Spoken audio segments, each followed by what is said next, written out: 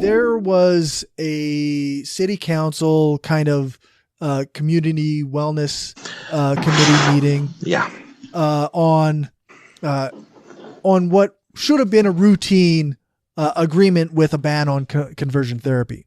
Yeah. But instead turned into both a bigoted platform for bigots to promote pseudoscience and misinformation, as well as about not just conversion therapy, but also transgender people and the issues surrounding trans children. And we even got a city councilor who, without saying it overtly, did compare being gay to pedophilia. Yeah. Yeah. And no, it was over. Like, it wasn't this wasn't a dog whistle. Yeah, this was. Yeah, that's true. Yeah. Yeah. She did say, like, she was asking a delegate a question, and she said it. She said, like, what about, an older person who wants to have, who is attracted to children? She compared them. So, it is frustrating. I was upset when there were a couple councillors in Saskatoon who voted against the motion there.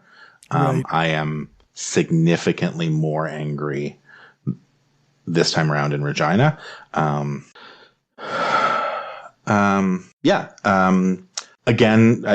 I was saying this about Trina Shaw back in February. I had been friends with Trina on social media. We'd had enough, number of personal, we were not friends in real life. But we were friends through social media.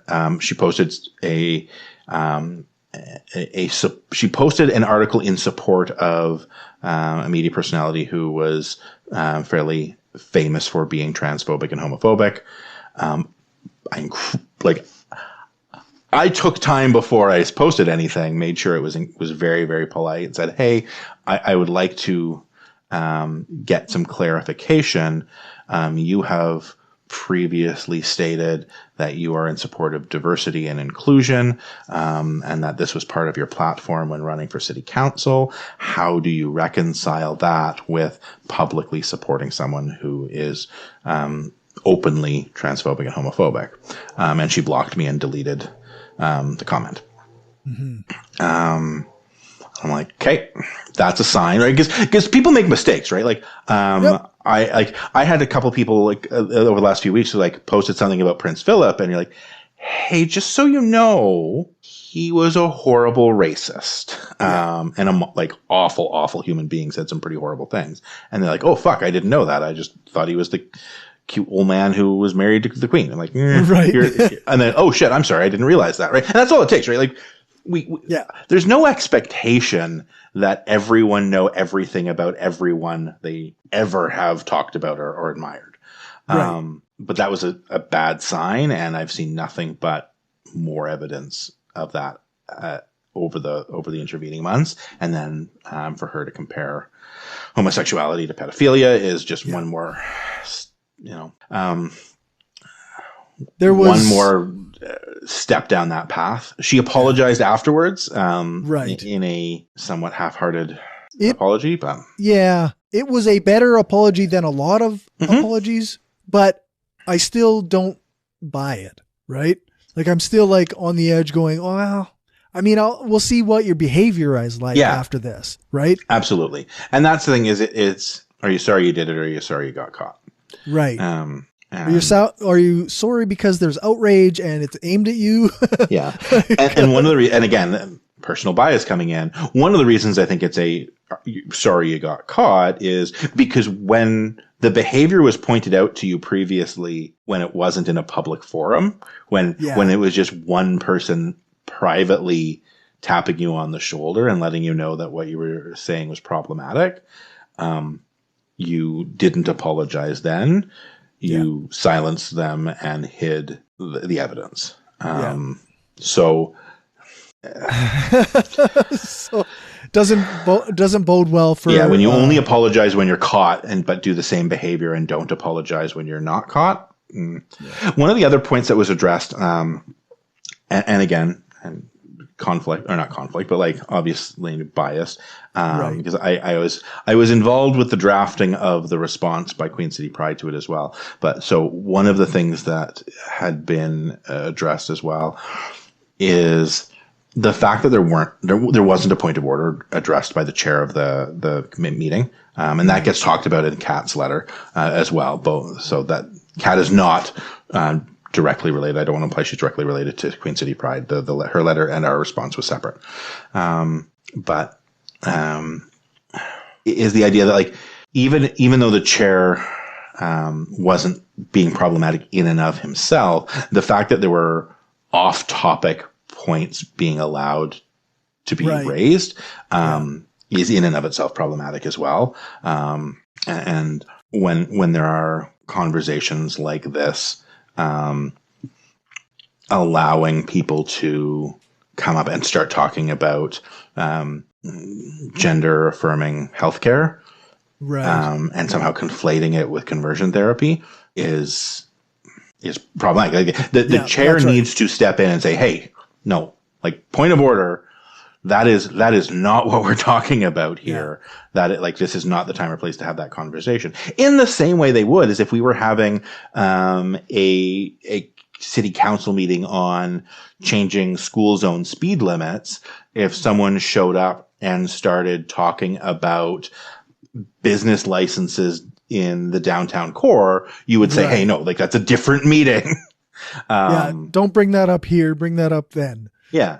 And it's the same with this. Like, there was a whole bunch of stuff that had nothing to do with the topic at hand. And the fact that it was allowed to continue is not okay. And the plain fact is that the anti LGBT delegates were spreading misinformation and pseudoscience, and they were intentionally spreading bigotry, and the city council was their platform to do it. Mm-hmm. And it's ridiculous that this is like, there were people that weren't even from Regina who were speaking. It's absurd. Yep. No, there's so much that was frustrating with it. It's incorrect information, lies, off-topic comments, and I intentionally misgendering people that they were talking to and about. So Paul Deshane, who generally live tweets these things, he also does the podcast, the Queen City Improvement Bureau. Okay. And this most recent episode, they talk about this issue in city council. And they mentioned on that show that there were, like, one of the excuses that Shaw used for her perspective was that she had talked to the wrong people, or she had taken in information from those she was around. And before this meeting, many of the city council members had met with people from religious communities that were anti-LGBT and didn't communicate with any members of the LGBT community. Yeah. So if you're just getting this one perspective and you're not getting the other perspective, then of course you're going to have the wrong information. Yeah. Especially when that side has an agenda that is against the facts. Yeah. And this seems so cut and dry to me. I have a hard time being objective on it because I'm not. There is no objective on there is no other perspective that is legitimate from what I can see. Yeah. You either harm people or you don't. Yep. And the city council, whether they knew ahead of time or not, they harm people. Yeah. So while I'm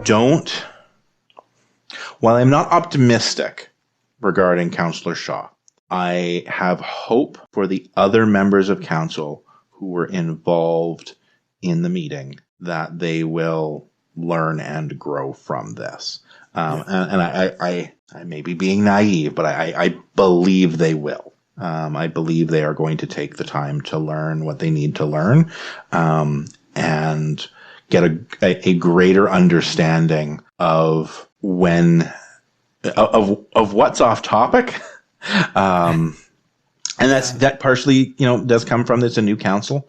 Maybe. Yeah. So, but one of the things that has been mentioned is that I think his name is John Findura. He's the city councilor for my area, but he was saying similar things to what Tarina Shaw was saying, and he was of the similar perspective, but he's getting a pass because she was so bad. Yeah, no, don't get me wrong. I'm pissed at him too. So we absolutely got to we have to make sure that we mention that Findura was just as bad and is just as wrong as she is, but just isn't getting the pushback or the. I think hers it was the comparison to pedophilia that set hers apart. Yeah, that's right. And listening to it, when I was listening to it, I was yelling at my car radio, so I understand how people feel.